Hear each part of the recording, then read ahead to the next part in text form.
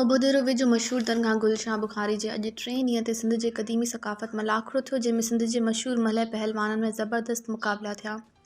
केतिरा ई मलह पहलवान बेहोश थी विया। शानदार कामयाबी कंदड़ मलह पहलवाननि नज़ीर शेख, हसनैन महर, मोहम्मद खान, जब्बार चनोमन, ठार बुगटी, इशफाक मरखंड मेले में ॿारनि जी तफ़रीह लाइ चोडेल, जंप, फिरणियूं रांदीकनि जा स्टॉल लॻाया पिया आहिनि। ईरानी ख़ालिस तेल ऐं देसी घी ऐं पकवान तेल वारी ख़ालिस मिठाई, जंहिंमें स्पेशल ॿोरी वारी मिठाई, रसगुल्ला, ॼमूं, पाउडर वारे खीर जो माओ, जलेबी, हर क़िस्म जी ख़ासि मिठाई, ज़ाइक़ेदार सेठ सूमर चना जे भठियुनि ऐं स्टॉलनि ते 24 कलाक दस्तियाब आहे। दरगाह गुलशाह बुखारी ते फ़क़राए राग जा पिणु बहितरीन इंतज़ाम थियल आहिनि।